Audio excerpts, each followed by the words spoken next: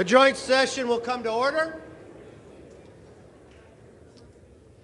The chair appoints as members of the committee on the part of the House to escort the President of the United States into the chamber the gentleman from Louisiana, Mr. Scalise, the gentleman from Minnesota, Mr. Emmer, the gentlewoman from New York, Mrs. Stefanik, the gentleman from North Carolina, Mr. Hudson, the gentleman from Alabama, Mr. Palmer, the gentleman from Louisiana, Mr. Johnson, the gentlewoman from Oregon, Mrs. Chavez DeRemer, the gentlewoman from Virginia, Mrs. Kiggins, the gentleman from New York, Mr. Jeffries, the gentlewoman from Massachusetts, Ms. Clark, the gentleman from California, Mr. Aguilar, the gentleman from California, Mr. Liu, the gentlewoman from Washington, Del Bene, the gentleman from South Carolina, Mr. Clyburn, the gentleman from Colorado, Mr. Neguse, and the gentlewoman from California, Mrs. Chu. The President of the Senate, at the direction of that body, appoints the following senators as members of the committee on the part of the Senate to escort the President of the United States into the House chamber. The Senator from New York, Mr. Schumer. The Senator from Illinois, Mr. Durbin. The Senator from Washington, Ms. Murray. The Senator from Michigan, Ms. Stapadow. The Senator from Minnesota, Ms. Klobuchar. The Senator from Wisconsin, Ms. Baldwin. There she is. The Senator from Kentucky, Mr. McConnell. The Senator from South Dakota, Mr. Thune. The Senator from Wyoming, Mr. Barrasso. The Senator from West Virginia, Ms. Capito. The Senator from Iowa, Ms. Ernst. The Senator from Montana, Mr. Daines.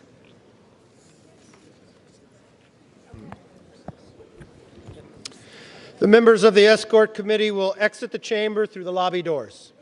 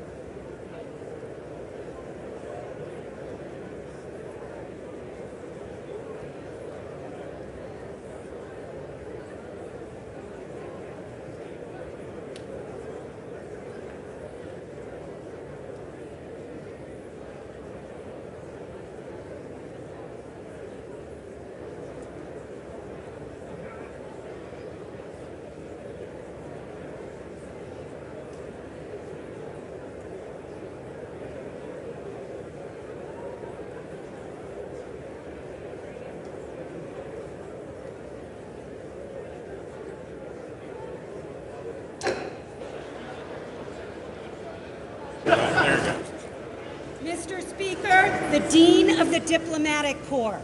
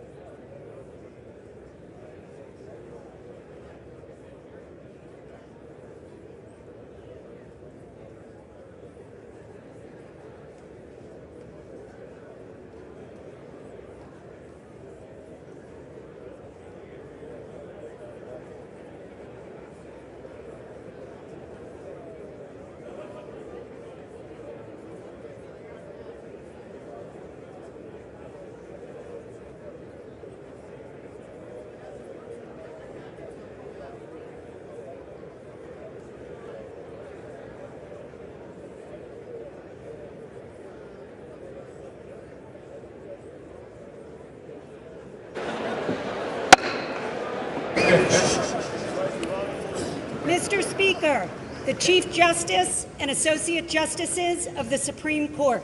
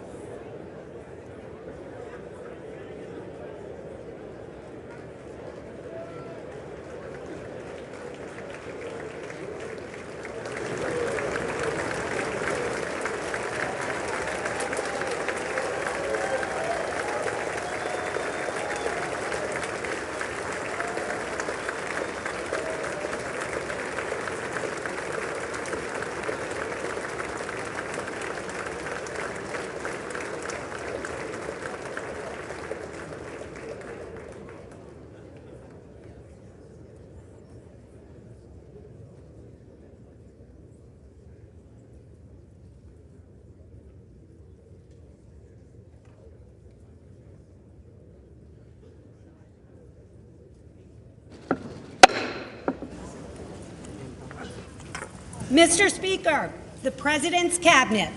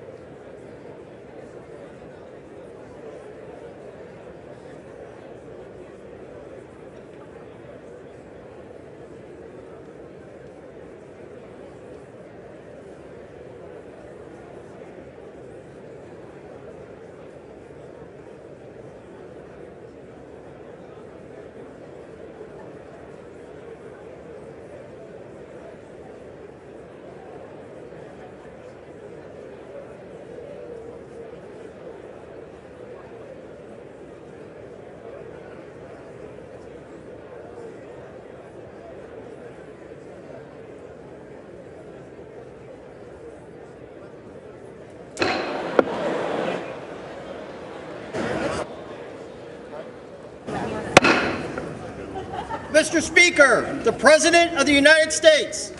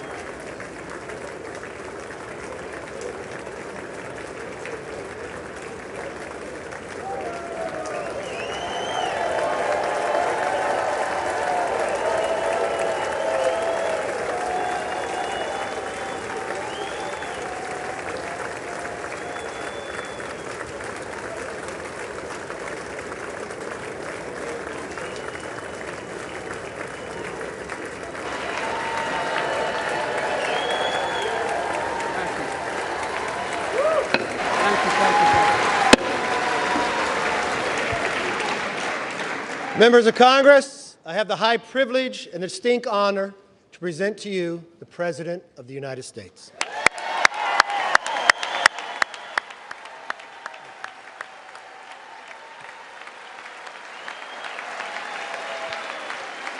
Mr. Speaker. Thank you. You can smile. It's okay. Thank you, thank you, thank you.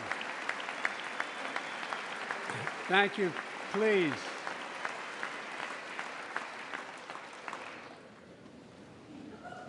Mr. Speaker, Madam Vice President, our First Lady and Second Gentleman, good to see you guys up there. Members of Congress,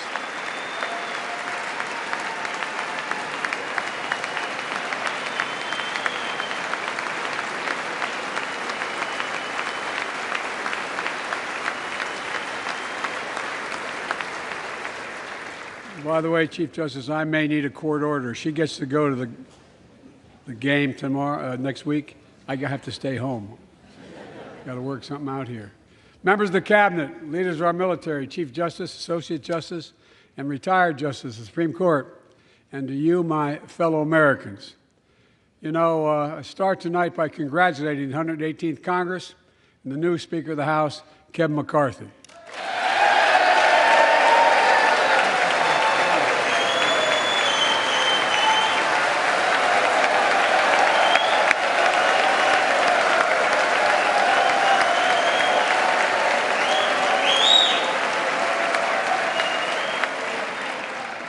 Speaker, I don't want to ruin your reputation, but I look forward to working with you. And I want to congratulate the new leader of the House Democrats, the first African-American minority leader in history, Hakeem Jeffries.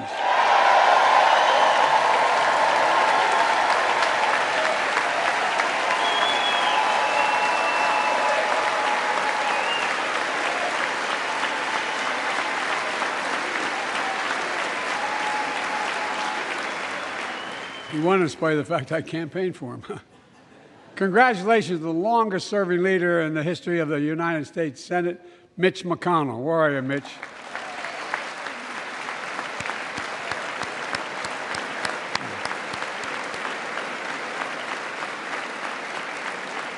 And congratulations to Chuck Schumer, another, another term as Senate Minority Leader. I think you. Only this time you have a slightly bigger majority, Mr. Leader. You're the majority leader. About that much bigger? Yeah. Well, I tell you what.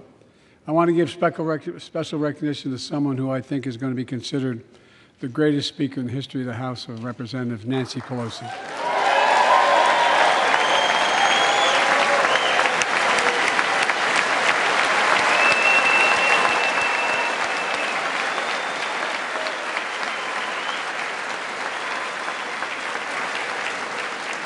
Folks, the story of America is a story of progress and resilience, of always moving forward, of never, ever giving up. It's a story unique among all nations. We're the only country that has emerged from every crisis we've ever entered stronger than we got into it. Look, folks, that's what we're doing again. 2 years ago, the economy was reeling. I stand here tonight after we've created, with the help of many people in this room, 12 million new jobs, more jobs created in 2 years than any president's created in 4 years, because of you all, because of the American people. 2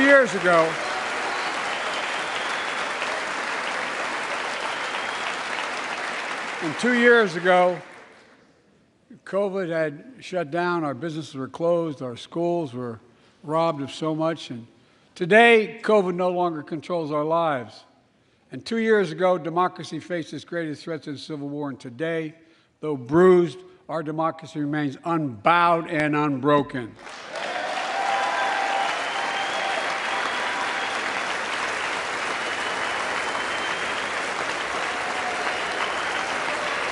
As we gather here tonight, we're writing the next chapter in the great American story, a story of progress and resilience. When world leaders ask me to define America, and they do, believe it or not, I say I can define it in one word, and I mean this: possibilities. We don't think anything is beyond our capacity. Everything is a possibility. You know, we're often told that Democrats and Republicans can't work together. But over the past 2 years, we've proved the cynics and naysayers wrong. Yes, we disagreed plenty. And yes, there were times when Democrats went alone. But time and again, Democrats and Republicans came together to defend a stronger and safer Europe. It came together to pass once in a generation infrastructure law, building bridges connecting our nation and our people. We came together to pass the most significant law ever, helping victims exposed to toxic burn pits. And in fact,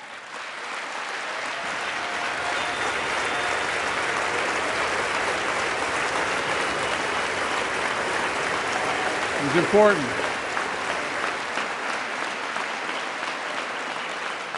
And in fact, I signed over 300 bipartisan pieces of legislation since becoming president, from reauthorizing the Violence Against Women Act, the Electoral Count Reform Act, the Respect for Marriage Act that protects the right to marry the person you love. And to my Republican friends, if we could work together the last Congress, there's no reason we can't work together and find consensus on important things in this Congress as well. I think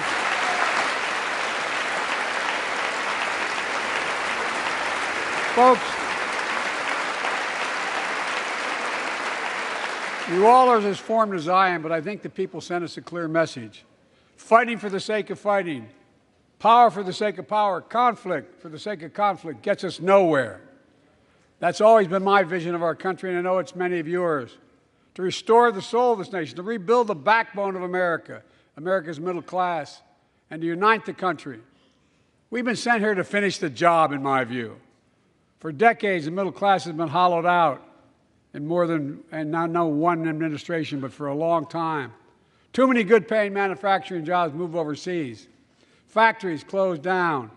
Once thriving cities and towns that many of you represent became shadows of what they used to be. And along the way, something else we lost: pride, our sense of self-worth. I ran for president to fundamentally change things, to make sure our economy works for everyone, so we can all feel that pride in what we do. To build an economy from the bottom up and the middle out, not from the top down. Because when the middle class does well, the poor have a ladder up, and the wealthy still do very well. We all do well.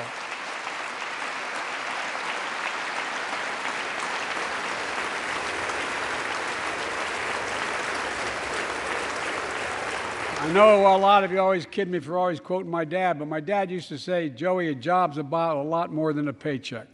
He really would say this. It's about a lot more than a paycheck. It's about your dignity. It's about respect. It's about being able to look your kid in the eye and say, "Honey, it's going to be okay," and mean it. Well, folks, so let's look at the results. We're not finished yet by any stretch of the imagination, but unemployment rate is at 3.4%, a 50-year low. A near record unemployment. Near record unemployment for Black and Hispanic workers. We've already created, with your help, 800,000 good-paying manufacturing jobs, the fastest growth in 40 years. And where is it written? Where is it written that America can't lead the world in manufacturing? And I don't know where that's written. For too many decades, we imported projects and exported jobs. Now, thanks to what you've all done, we're exporting American products and creating American jobs. Folks,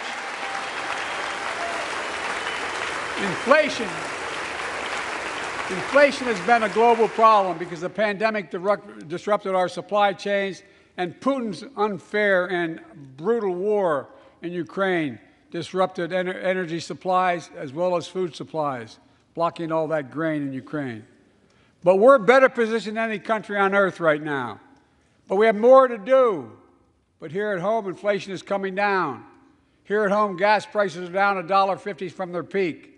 Food inflation is coming down, not fast enough, but coming down. Inflation has fallen every month for the last 6 months, while take-home pay has gone up. Additionally, over the last 2 years, A record 10 million Americans applied to start new businesses. 10 million. And by the way, every time someone starts a small business is an act of hope. And Madam Vice President, I want to thank you for leading that effort to ensure that small businesses have access to capital and the historic laws we enacted that are going to just come into being. Standing here last year, I shared with you a story of American genius and possibilities. Semiconductors, small computer chips the size of a fingerprint that power everything, from cell phones to automobiles and so much more. These chips were invented in America. Let's get that straight. They were invented in America. We used to make 40% of the world's chips. In the last several decades, we lost our edge. We're down to only producing 10%. We all saw what happened during the pandemic when chip factories shut down overseas. Today's automobiles need 3,000 chips, each of those automobiles. But American automobiles couldn't make enough cars because there weren't enough chips. Car prices went up, people got laid off, so did everything from refrigerators to cell phones. We can never let that happen again. That's why we came together to pass the Bipartisan Chips and Science Act.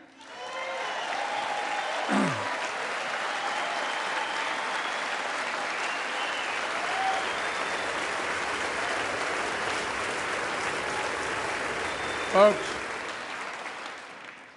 I know I've been criticized for saying this, but I'm not changing my view. We're going to make sure the supply chain for America begins in America. The supply chain begins in America. We've already created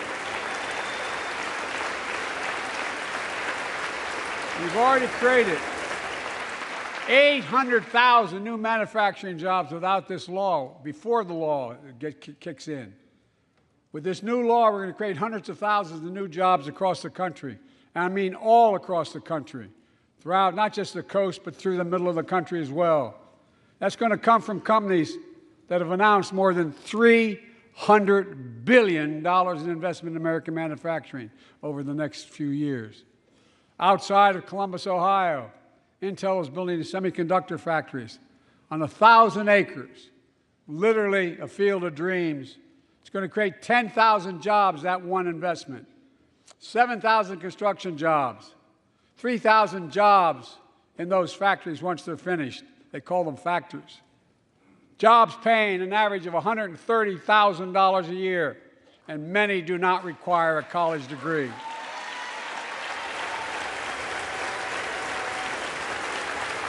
Jobs. Because we work together, these jobs where people don't have to leave home to search for opportunity. And it's just getting started. Think about the new homes, the small businesses, the medium-sized businesses. So much more that's going to be needed to support those 3,000 permanent jobs and the factories that are going to be built. Talk to mayors and governors, Democrats and Republicans, and they'll tell you what this means for their communities. We're seeing these field of dreams transform to the heartland. But to maintain the strongest economy in the world, we need the best infrastructure in the world. And folks, as you all know, we used to be #1 in the world in infrastructure. We've sunk to 13th in the world. The United States of America, 13th in the world in infrastructure, modern infrastructure. But now we're coming back because we came together and passed the bipartisan infrastructure law, the largest investment in infrastructure since President Eisenhower's interstate highway system.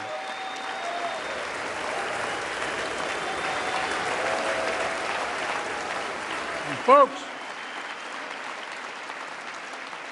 already we've funded over 20,000 projects, including major airports from Boston to Atlanta to Portland. Projects that are going to put thousands of people to work rebuilding our highways, our bridges, our railroads, our tunnels, ports, airports, clean water, high-speed internet, all across America. Urban, rural, tribal. And folks, we're just getting started. We're just getting started. and I mean this sincerely. I want to thank my Republican friends who voted for the law, and my Republican friends who voted against it as well. But I still get asked to fund the projects in those districts as well. But don't worry. I promised I'd be a president for all Americans. We'll fund these projects. And I'll see you at the groundbreaking. Look, this law will further unite all of America. Projects like Brent Spence Bridge in Kentucky over the Ohio River, built 60 years ago, badly needed repairs, one of the nation's most congested freight routes, carrying $2 billion worth of freight every single day across the Ohio River. And folks, I've been talking about fixing it for decades, but we're really finally going to get it done. I went there last month with Democrats and Republicans, and from both states, to deliver a commitment of $1.6 billion for this project. And while I was there, I met a young woman named Sarah, who's here tonight. I don't know where Sarah is. Is she up in the box? I don't know. Sarah, how are you? Well, Sarah, for 30 years,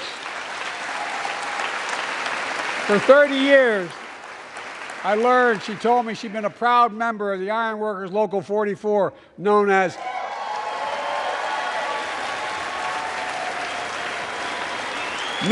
the Cowboys in the Sky. The folks who built Cincinnati's skyline. Sarah said she can't wait to be 10 stories above the Ohio River building that new bridge. God bless her. That's pride. And that's what we're also building. We're building back pride. Look, we're also replacing poisonous lead pipes that go into 10 million homes in America, 400,000 school and child care centers. So every child in America can drink the water instead of having permanent damage to their brain. Look, we're making sure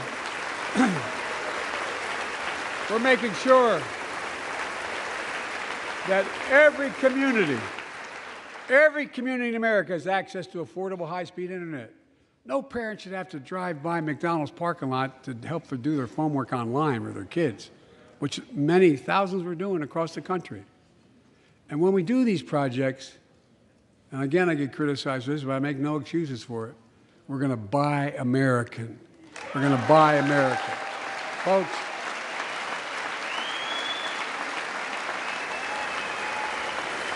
and it's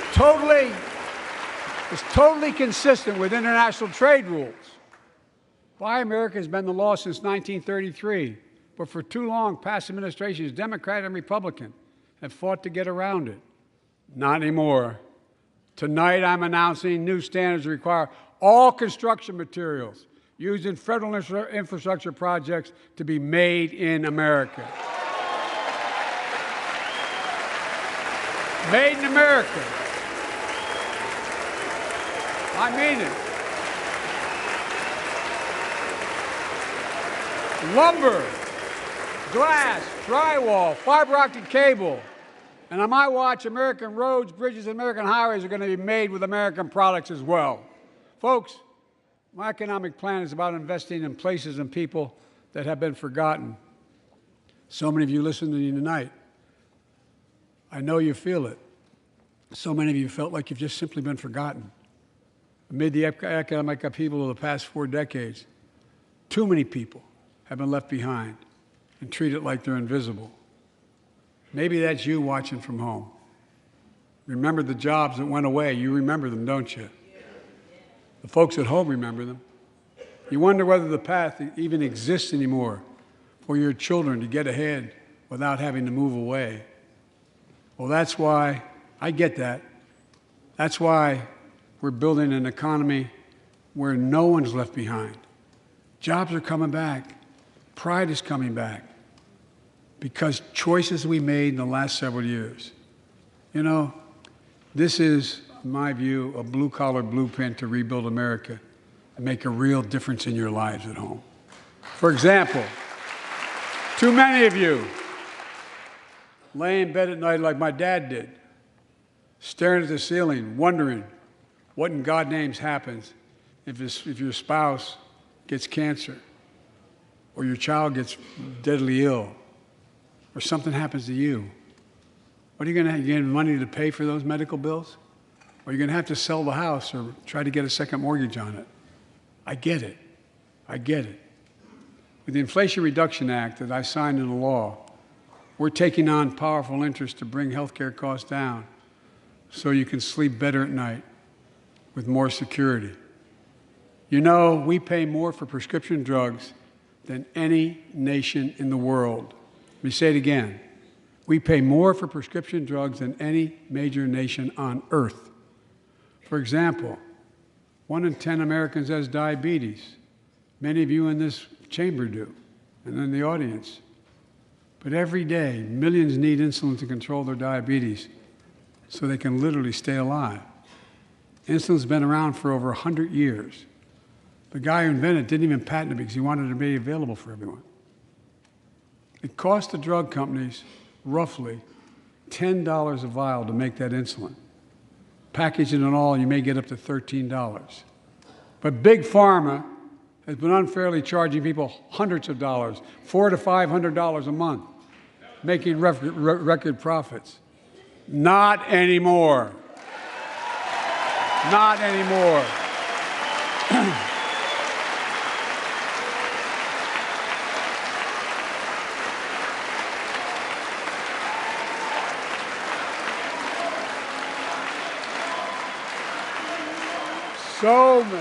So many things that we did are only now coming to fruition. We said we were doing this, and we said we passed the law to do it, but people didn't know because the law didn't take effect until January 1 of this year. We capped the cost of insulin at $35 a month for seniors on Medicare. People are just finding out. I'm sure you're getting the same calls I'm getting. Look, there are millions of other Americans who do not or are not on Medicare, including 200,000 young people with type 1 diabetes who need this insulin to stay alive. Let's finish the job this time. Let's cap the cost of insulin for everybody at $35.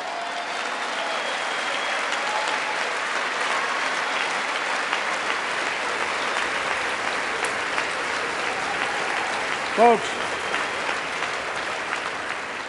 the Big Pharma is still going to do very well, I promise you all. I promise you they're going to do very well. This law also caps and won't even go into effect until 2025. It costs out-of-pocket drug costs for seniors on Medicare at a maximum of $2,000 a year. You don't have to pay more than $2,000 a year, no matter how much your drug costs are. Because you know why? You all know it. Many of you, like many in my family, have cancer. You know the drugs can range from $10,000, $11,000, $14,000, $15,000 for the cancer drugs. And if drug prices rise faster than inflation, drug companies are going to have to pay Medicare back the difference. We're finally giving Medicare the power to negotiate drug prices. Bringing down prescription drug costs doesn't just save seniors money, it cuts the federal deficit by billions of dollars, by hundreds of billions of dollars. Because these prescription drugs are drugs purchased by Medicare to keep their commitment to the seniors. Well, guess what? Instead of paying $400 or $500 a month, you're paying $15. That's a lot of savings for the federal government. And by the way, why wouldn't we want that? Now, some members here are threatening, and I know it's not an official party position, so I'm not going to exaggerate, but threatening to repeal the Inflation Reduction Act. As my coach, that's okay, that's fair. As my football coach used to say, lots of luck in your senior year. Make no mistake, if you try anything to raise the cost of prescription drugs, I will veto it. Look, I'm pleased to say that more Americans have health insurance now than ever in history. A record 16 million people are enrolled in the Affordable Care Act. And thanks to the law I signed last year, saving millions are saving $800 a year on their premiums. And by the way, that law was written and the benefit expires in 2025. So my plea to some of you, at least in this audience, let's finish the job and make these savings permanent. Expand coverage of Medicaid.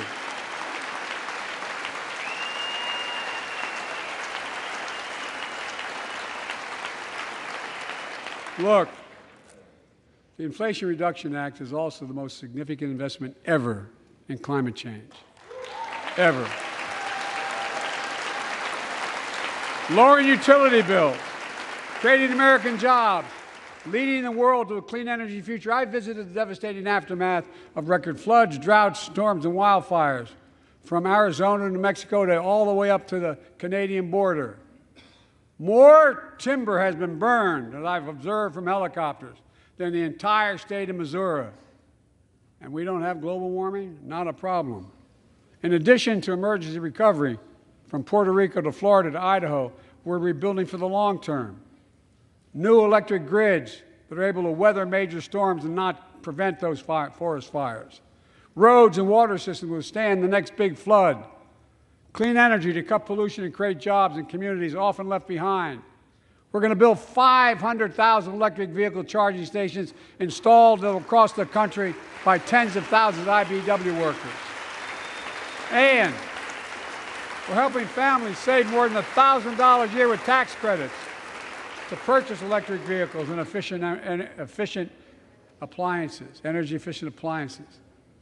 Historic conservation efforts to be responsible stewards of our land. Let's face reality. The climate crisis doesn't care if you're in a red or blue state. It's an existential threat. We have an obligation, not to ourselves, but to our children and grandchildren, to confront it. I'm proud of how America, at last, is stepping up to the challenge. We're still going to need oil and gas for a while. But guess what? No, we do. But there's so much more to do. We got to finish the job. And we pay for these investments in our future by finally making the wealthiest and biggest corporations begin to pay their fair share. Just begin.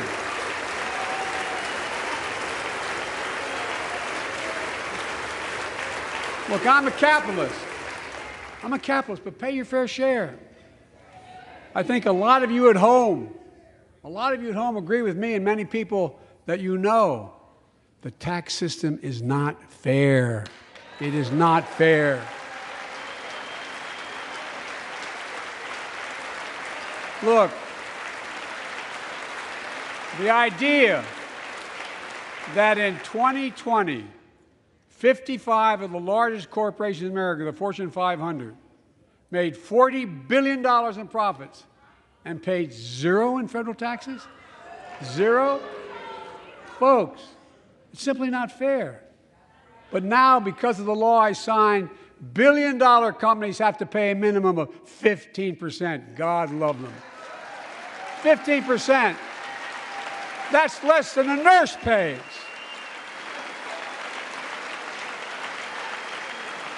And let me be crystal clear. I said at the very beginning, under my plans, as long as I'm president, nobody earning less than $400,000 will pay an additional penny in taxes. Nobody, not one penny.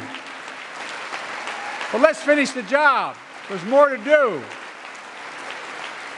We have to reward work, not just wealth. Pass my proposal for the billionaire minimum tax. You know, there's 1,000 billionaires in America. It's up from about 600 in the beginning of the term. But no billionaire should be paying a lower tax rate than a school teacher or firefighter. I mean it. Think about it.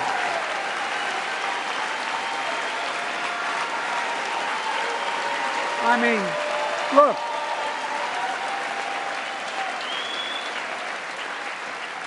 I know you aren't enthusiastic about that, but think about it. Think about it. Have you noticed Big Oil just reported its profits, record profits? Last year they made $200 billion in the midst of a global energy crisis. I think it's outrageous. Why? They invested too little of that profit to increase domestic production. And when I talk to a couple of them, they say, we're afraid you're going to shut down all the oil wells, all the oil refineries anyway, so why should we invest in them?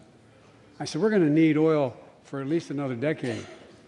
And that's going to exceed, and beyond that, we're going to need it. Production. If they had, in fact, invested in the production to keep gas prices down, instead, they used the record profits to buy back their own stock, rewarding their CEOs and shareholders. Corporations ought to do the right thing. That's why I propose we quadruple the tax on corporate stock buybacks and encourage long-term investments. They'll still make considerable profit. Let's finish the job and close the loopholes that allow very wealthy to avoid paying their taxes. Instead of cutting the number of audits for wealthy taxpayers, I just signed a law to reduce the deficit by $114 billion by cracking down on wealthy tax cheats. That's being fiscally responsible.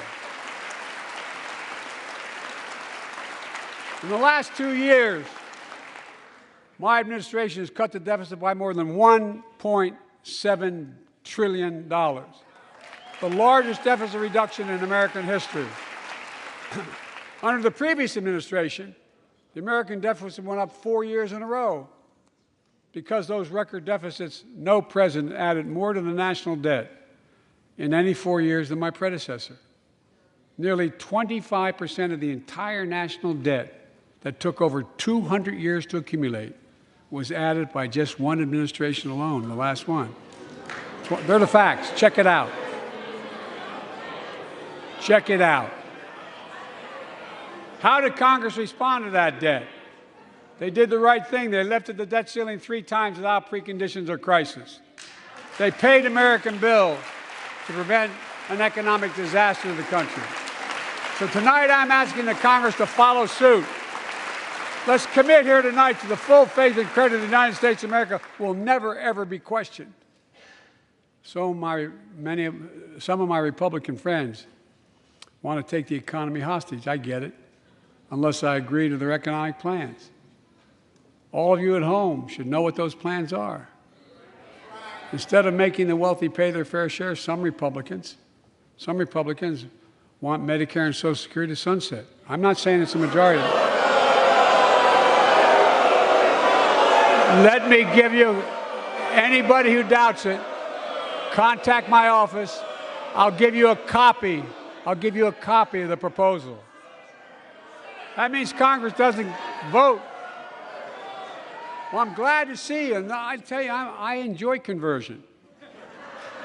You know, it means if Congress doesn't keep the programs the way they are, they'd go away. Other Republicans say, I'm not saying it's a majority of you. I don't even think it's even a significant, but it's being proposed by individuals. I'm not politely not naming them, but it's being proposed by some of you.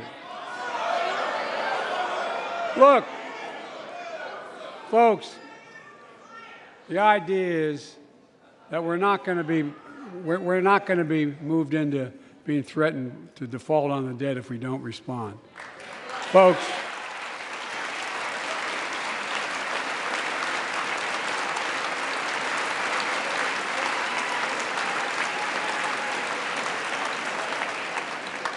Folks, as we all apparently agree, Social Security and Medicare is off the books now, right? They're not to be spent. All right. I'm ready. We got unanimity.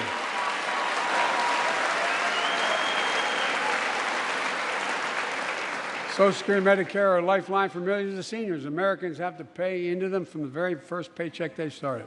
So tonight, let's all agree, and we apparently are. Let's stand up for seniors.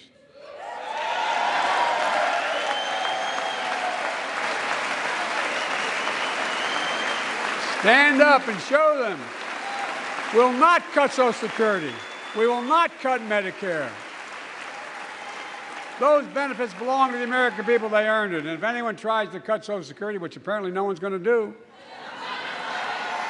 and if anyone tries to cut Medicare, I'll stop them. I'll veto it. And look, I'm not going to allow them to be taken away. Not today, not tomorrow, not ever. But apparently it's not going to be a problem. Next month, when I offer my fiscal plan, I ask my Republican friends to lay down their plan as well. I really mean it. Let's sit down together and discuss our mutual plans together. Let's do that.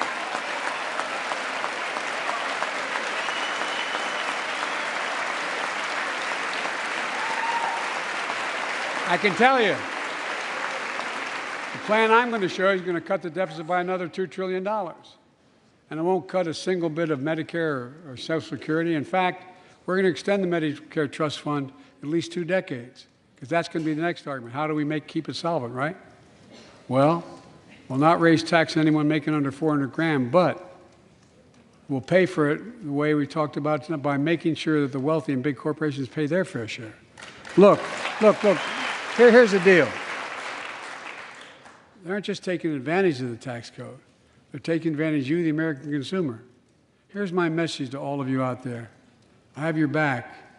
We're already preventing Americans from receiving surprise medical bills, stopping $1 billion surprise bills per month so far. We're protecting seniors' life savings by cracking down on nursing homes that commit fraud, endanger patient safety, prescribe drugs that are not needed. Millions of Americans can now save thousands of dollars because they can finally get a hearing aid over the counter without a prescription. Look, capitalism without competition is not capitalism. It's extortion. It's exploitation. Last year, I cracked down with the help of many of you on foreign shipping companies that were making you pay higher prices for every good coming into the country. I signed a bipartisan bill that cut shipping costs by 90%, helping American farmers, businessmen, and consumers. Let's finish the job. Pass the bipartisan legislation to strengthen antitrust enforcement and prevent big online platforms from giving their own products an unfair advantage.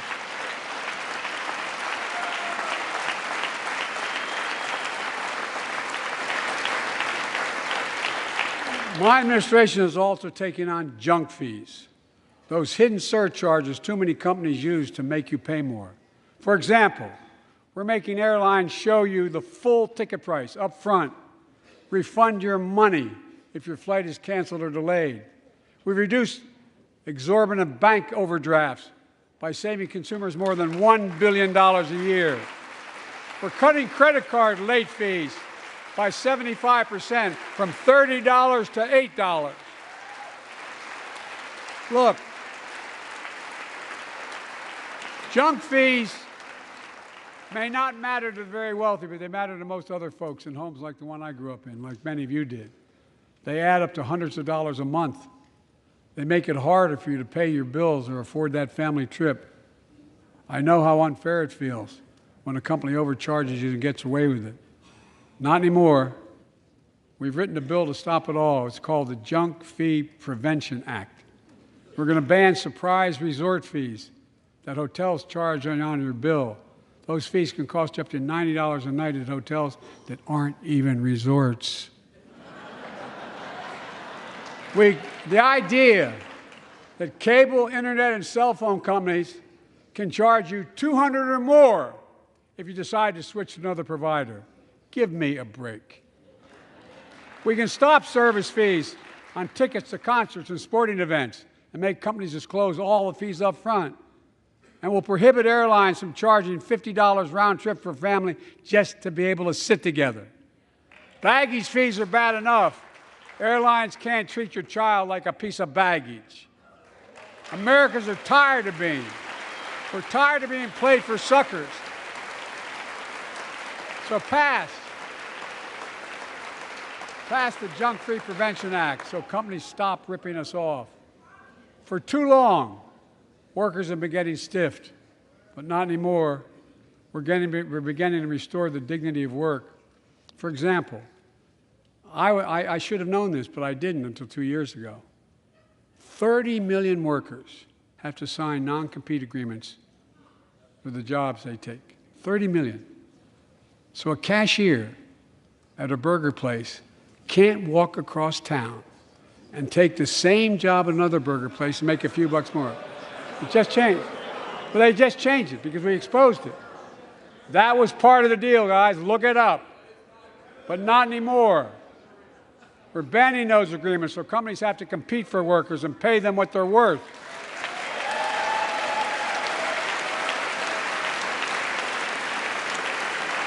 And I must tell you, this is bound to get a response from my friends on my left but the right.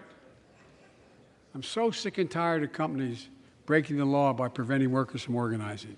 Pass the PRO Act, because businesses have a right, workers have a right to form a union.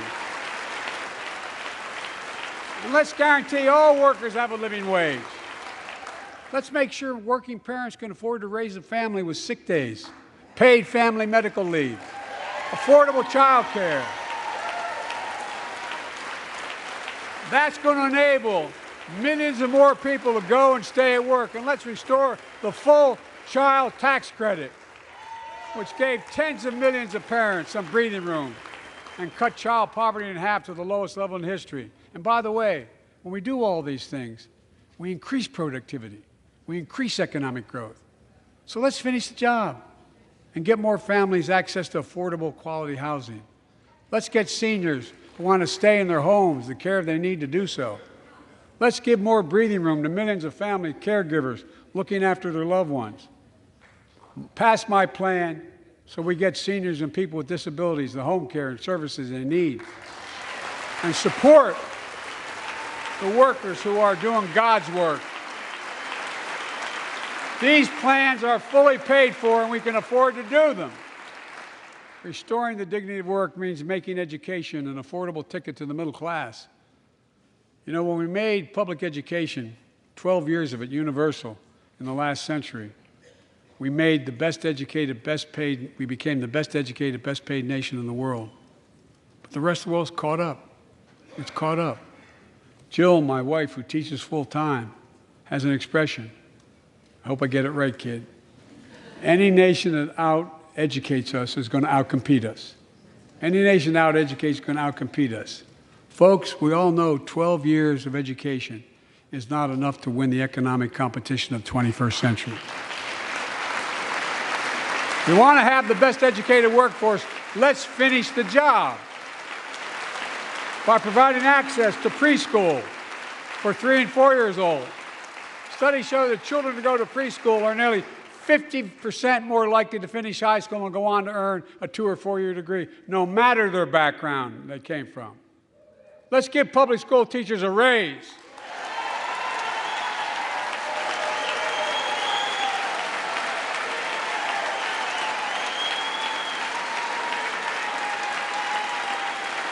We're making progress by reducing student debt, increasing Pell Grants for working and middle-class families.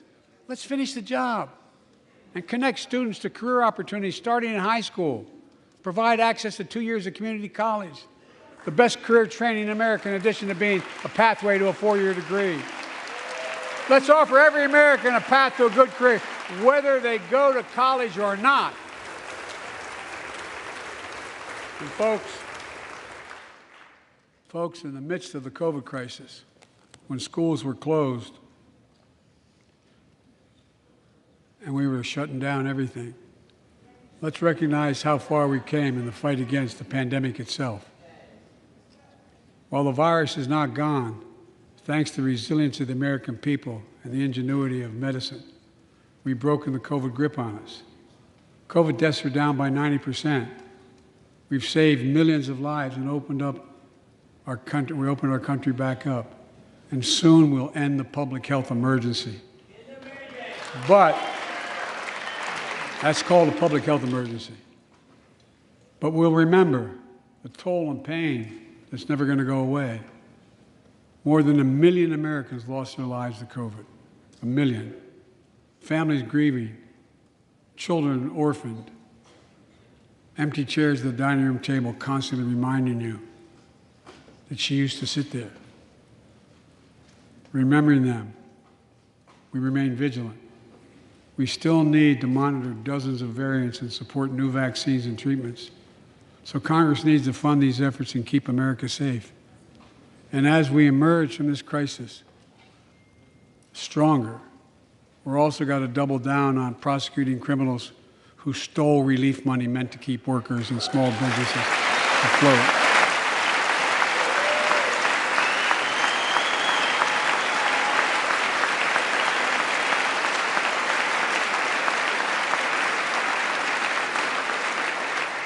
Before I came to office, you remember, during that campaign, the big issue was about inspector generals who would protect taxpayers' dollars who were sidelined. They were fired. Many people said we don't need them. And fraud became rampant. Last year, I told you the watchdogs are back.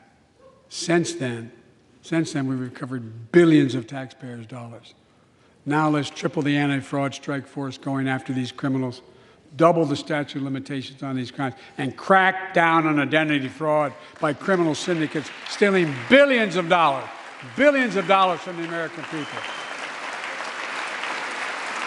And the data shows that for every dollar we put into fighting fraud, the taxpayers get back at least 10 times as much. It matters. It matters. Look, COVID left its scars, like the spike in violent crime in 2020, the first year of the pandemic. We have an obligation to make sure all people are safe. Public safety depends on public trust, as all of us know. But too often that trust is violated. Joining us tonight are the parents of Tyre Nichols. Welcome.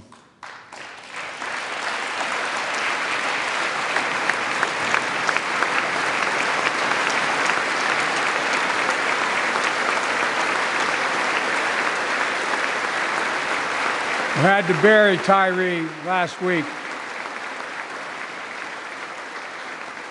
As many of you personally know, there's no words to describe the heartache or grief of losing a child. But imagine if you lost that child at the hands of the law. Imagine having to worry whether your son or daughter came home from walking down the street, or playing in the park, or just driving a car. Most of us in here have never had to have the talk that brown and black parents have had to have with their children. Bo, Hunter, Ashley, my children, I never had to have the talk with them. I never had to tell them if a police officer pulls you over, turn your interior lights on right away. Don't reach for your license. Keep your hands on the steering wheel. Imagine having to worry like that every single time your kid got in a car. Here's what Tyre's mother shared with me when I spoke to her. When I asked her how she finds the courage to carry on and speak out. With the faith of God, she said her son was, quote, a beautiful soul, and something good will come of this. Imagine how much courage and character that takes. It's up to us, to all of us. We all want the same thing. Neighborhoods free of violence, law enforcement who earns the community's trust. Just as every cop, when they pin on that badge in the morning, has a right to be able to go home at night, so does everybody else out there. Our children have a right to come home safely. Equal protection under the law is a covenant we have with each other in America. We know police officers put their lives on the line every single night and day. And we know we ask them in many cases to do too much, to be counselors, social workers, psychologists, responding to drug overdoses, mental health crises, and so much more. In one sense, we ask much too much of them. I know most cops and their families are good, decent, honorable people, the vast majority. But they risk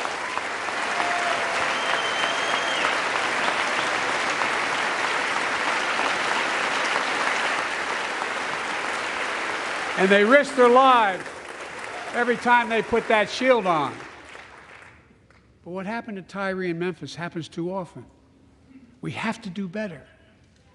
Give law enforcement the real training they need. Hold them to higher standards. Help them succeed in keeping us safe.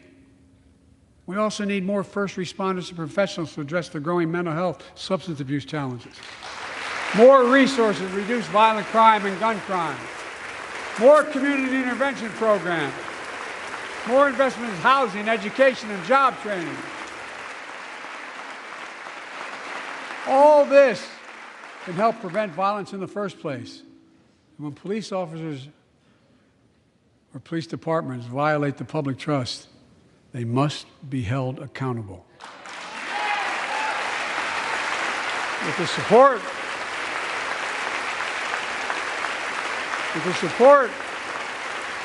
of the families of victims, civil rights groups, and law enforcement, I signed an executive order for all federal officers, banning chokeholds, restricting no-knock warrants, and other key elements of the George Floyd Act. Let's commit ourselves to make the words of Tyler's mom true. Something good must come from this. Something good. And all of us,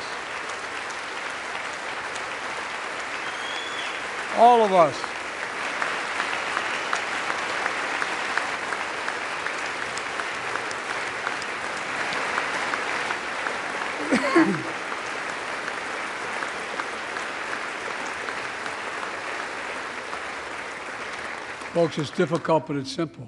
All of us in this chamber, we need to rise to this moment. We can't turn away. Let's do what we know in our hearts that we need to do. Let's come together to finish the job on police reform. Do something. Do something. That was the plea of parents who lost their children in Uvalde. I met with every one of them. Do something about gun violence. Thank God. Thank God we did. Passing the most sweeping gun safety law in 3 decades. That includes things like that the majority of responsible gun owners already support. Enhanced background checks for 18 to 21 years old. Red flag laws, keeping guns out of the hands of people who are a danger to themselves and others. But we know our work is not done. Joining us tonight is Brandon Say, a 26-year-old hero. Brandon put his college dreams on hold to be at his mom's side. His mom's side when she was dying from cancer. And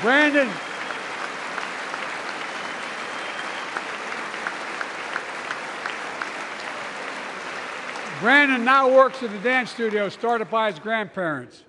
And 2 weeks ago, during the Lunar New Year celebrations, he heard the studio door close, and he saw a man standing there pointing a semi-automatic pistol at him. He thought he was going to die, but he thought about the people inside.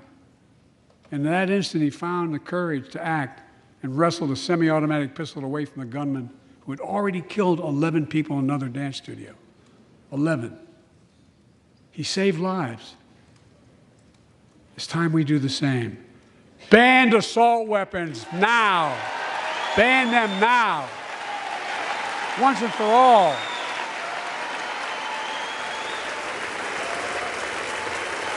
I led the fight to do that in 1994. In 10 years, that ban was law and mass shootings went down.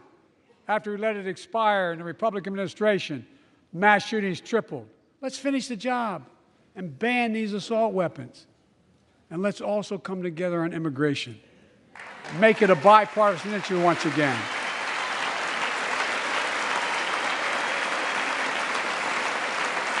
We know we now have a record number of personnel working to secure the border, arresting 8,000 human smugglers, seizing over 23,000 pounds of fentanyl in just the last several months. We've launched a new border plan last month. Unlawful migration from Cuba, Haiti, Nicaragua, and Venezuela has come down 97% as a consequence of that. But American border problems won't be fixed until Congress acts. If we don't pass my comprehensive immigration reform, at least pass my plan to provide the equipment and officers to secure the border.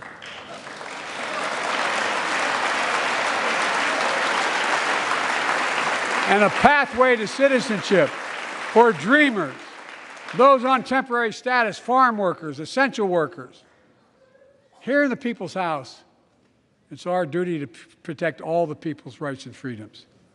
Congress must restore the right and the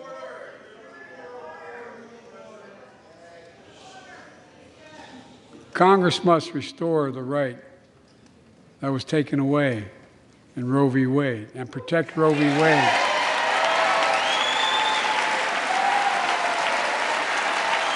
Give every woman a constitutional right. The Vice President and I are doing everything to protect access to reproductive health care and safeguard patient safety. While already more than a dozen states are enforcing extreme abortion bans. Make no mistake about it. If Congress passes a national ban, I will veto it. But let's also pass the Bipartisan Equality Act to ensure LGBTQ Americans, especially transgender young people, can live with safety and dignity. Our strength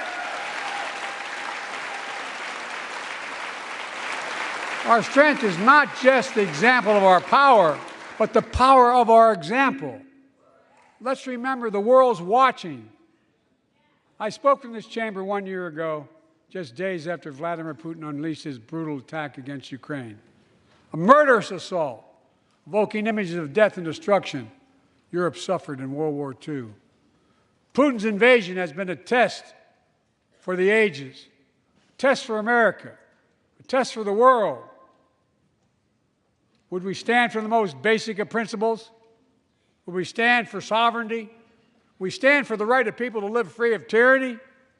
Would we stand for the defense of democracy? For such defense matters to us because it keeps peace and prevents open season on would-be aggressors and threatens our prosperity. 1 year later, we know the answer. Yes, we would, and we did. We did. And together, we did what America always does at our best. We led. We united NATO. We built a global coalition. We stood against Putin's aggression. We stood with the Ukrainian people. Tonight, we're once again joined by Ukrainian's ambassador to the United States. She represents not just her nation, but the courage of her people. Our ambassador is here, united. We're united in our support of your country. Will you stand so we can all take a look at you? Thank you.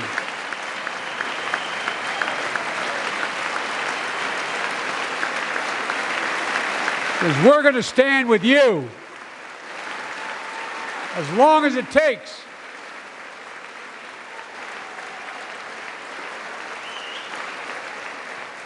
Our nation is working for more freedom, more dignity, more peace, not just in Europe, but everywhere. Before I came to office, the story was about how the People's Republic of China was increasing its power and America was failing in the world. Not anymore. We made clear, and I made clear in my personal conversations, which have been many, with President Xi, that we seek competition, not conflict. But I will make no apologies that we're investing to make America stronger. Investing in American innovation and industries that will define the future that China intends to be dominating. Investing in our alliances and working with our allies to protect advanced technologies so they will not be used against us.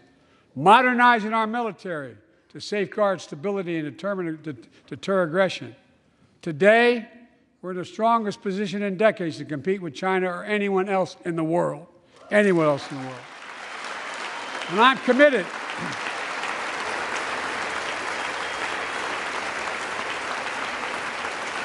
I'm committed to work with China where we can advance American interests and benefit the world. But make no mistake about it. As we made clear last week, if China threatens our sovereignty, we will act to protect our country, and we did.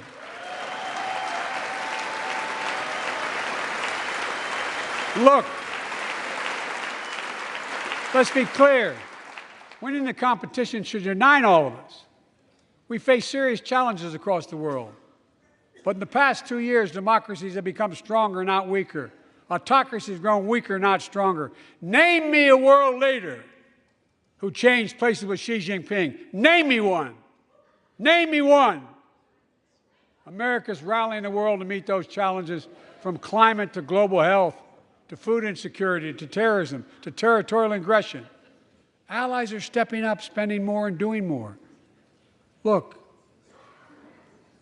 the bridges we're forming between partners in the Pacific and those in the Atlantic, and those who bet against America are learning how wrong they are. It's never, ever been a good bet to bet against America. Never.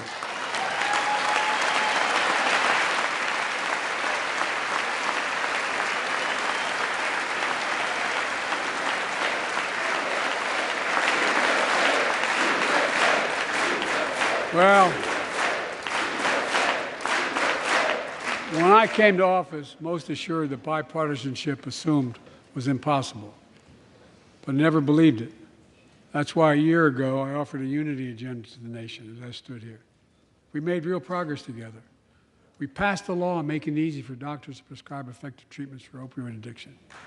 We passed the gun safety law, making historic investments in mental health. We launched the ARPA-H drive for breakthrough in the fights against cancer, Alzheimer's, and diabetes, and so much more.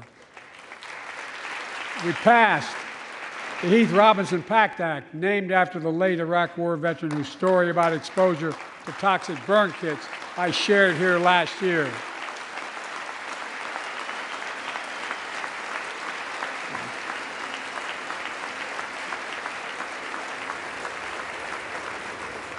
I understand something about those burn pits, but there's so much more to do. We can do it together. Joining us tonight is a father named Doug from Newton, New Hampshire. He wrote Jill, my wife, a letter, and me as well, about his courageous daughter, Courtney. A contagious laugh, his sister's best friend, her sister's best friend. He shared a story all too familiar to millions of Americans and many of you in the audience. Courtney discovered pills in high school. It spiraled into addiction and eventually death from a fentanyl overdose. She was just 20 years old. Describing the last 8 years without her, Doug said, "There's no worse pain." Yet their family has turned pain to purpose, working to end the stigma and change laws. He told us he wants to start a journey toward American recovery. Doug, we're with you. Fentanyl is killing more than 70,000 Americans a year. Big, you got it.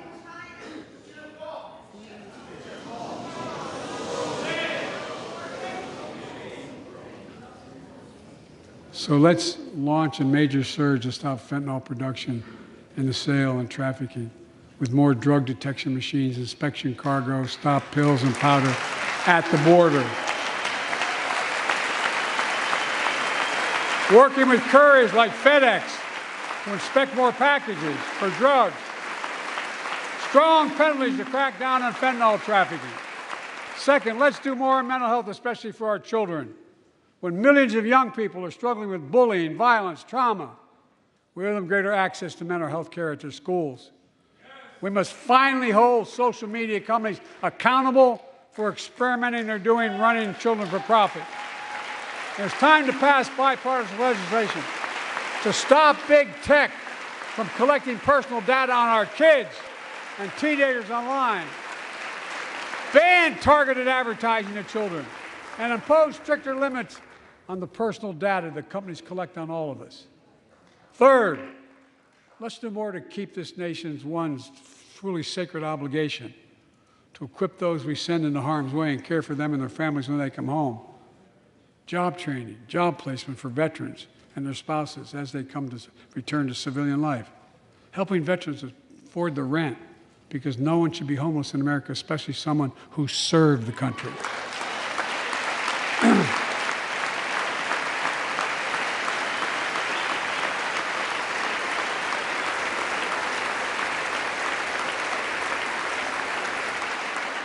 Dennis McDonough is here of the VA. We had a first real discussion when I asked him to take the job. I'm glad he did. We were losing up to 25 veterans a day on suicide. Now we're losing 17 a day to the silent scourge of suicide. 17 veterans a day are committing suicide. More than all the people being killed in the wars.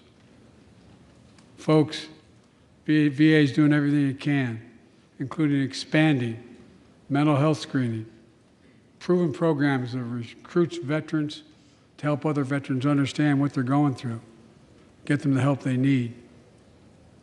We got to do more. And fourth, last year, Jill and I reignited the cancer moonshot that I was able to start with President Obama asked me to lead our administration on this issue. Our goal is to cut the cancer death rates at least by 50% in the next 25 years. Turn more cancers from death sentences to treatable diseases. Provide more support for patients and their families. It's personal to so many of us in this audience. Joining us are Morris and Candice, an Irishman and the daughter of immigrants from Panama. They met and fell in love in New York City and got married in the same chapel Jill and I got married in New York City. Kindred spirits. He wrote us a letter about his little daughter, Ava, and I saw her just before I came over. She was just a year old when she was diagnosed with rare kidney disease, cancer. After 26 blood transfusions, 11 rounds of radiation, 8 rounds of chemo, 1 kidney removed, giving a 5% survival rate. He wrote how in the darkest moments he thought, if she goes, I can't stay. Many of you have been through that as well. Jill and I understand that like so many of you. And he read Jill's book describing our family's cancer journey and how we tried to steal moments of joy where we could with Bo. For them, that glimmer of joy was the half smile of their baby girl. It meant everything to them. They never gave up hope. Little Ava never gave up hope. She turns 4 next month. They just found out Ava's beating the odds, is on her way to being cured of cancer. And she's watching from the White House tonight and she's not asleep already. For the lives we can save.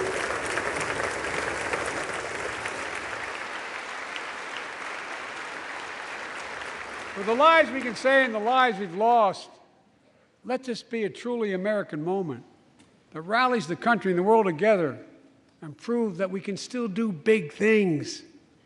20 years ago, under the leadership of President Bush and countless advocates and champions, he undertook a bipartisan effort through PEPFAR to transform the global fight against HIV/AIDS. It's been a huge success. He thought big. He thought large. He moved. I believe we can do the same thing with cancer.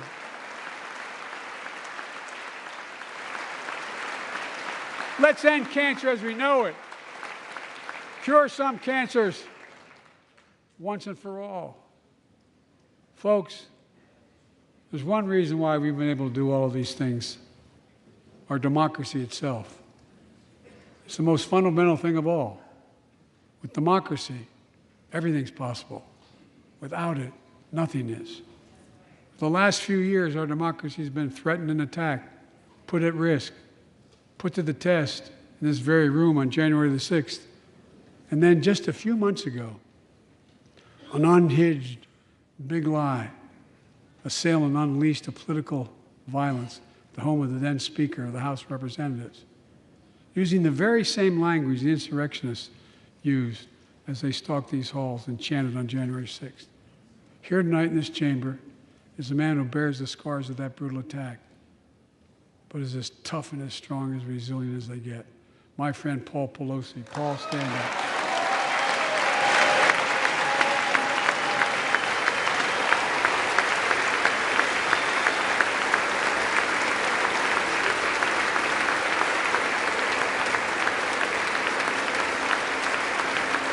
But such a heinous act should have never happened. We must all speak out. There's no place for political violence in America. We have to protect the right to vote, not suppress the fundamental right. Honor the results of our elections, not subvert the will of the people. We have to uphold the rule of law and restore trust in our institutions of democracy.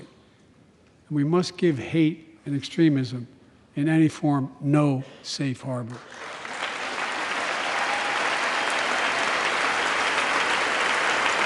Democracy must not be a partisan issue. It's an American issue. Every generation of Americans has faced a moment where they have been called to protect our democracy, defend it, stand up for it. And this is our moment.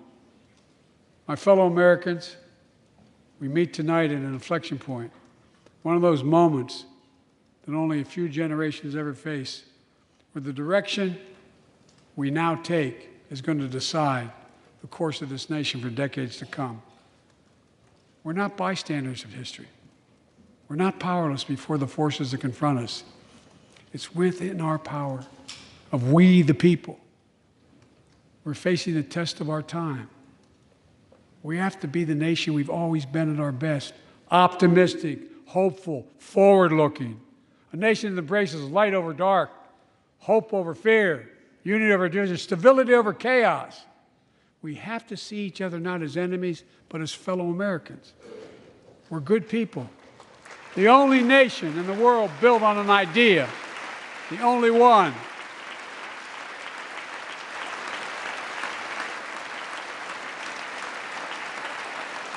Other nations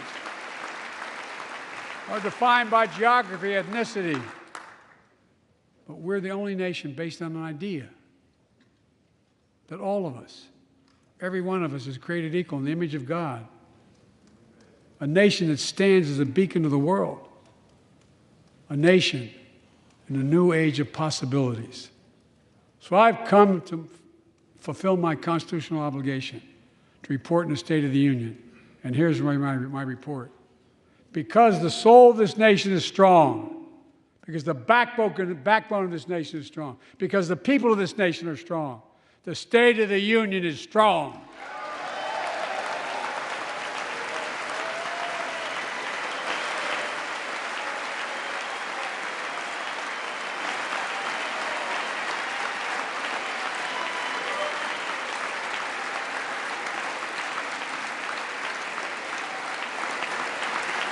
I'm not new to this place. I stand here tonight having served as long as about any one of you have ever served here. But I've never been more optimistic about our future, about the future of America. We just have to remember who we are. We're the United States of America, and there's nothing beyond our capacity if we do it together. God bless you all, and may God protect our troops. Thank you.